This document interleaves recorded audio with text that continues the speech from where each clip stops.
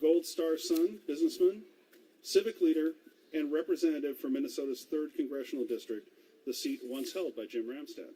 In Congress, Dean is focused on restoring Americans' faith in our government, inspired in no small part by Jim Ramstad's service.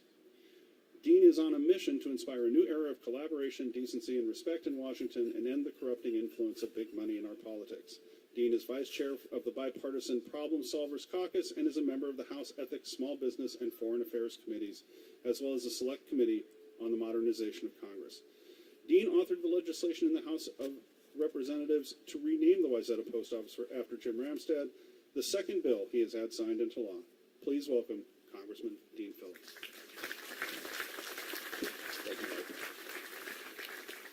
Good morning, everybody. Senator, my predecessor, Eric Paulson, Catherine, Cheryl, Paul Anderson, mayors, current police chiefs, fire chiefs, and the most beautiful mosaic of Minnesota in the country I've ever seen. And I want to just take a moment and look at all of you and appreciate you for being here, because this alone is a step forward, a terribly important one at that.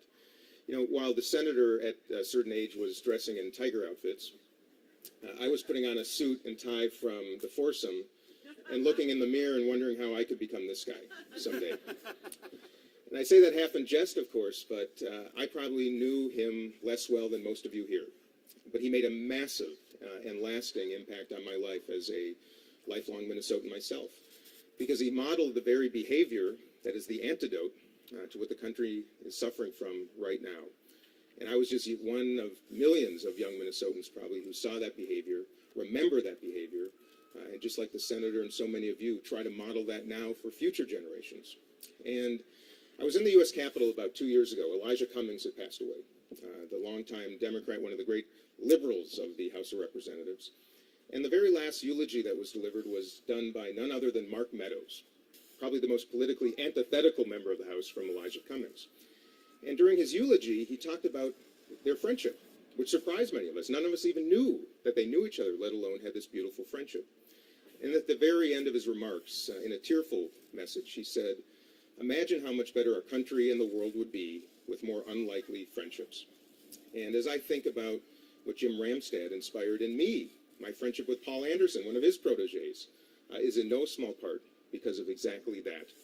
And if there's a spirit that I hope you all leave here with, one that I believe Jim Ramstad would have asked us for, it is that.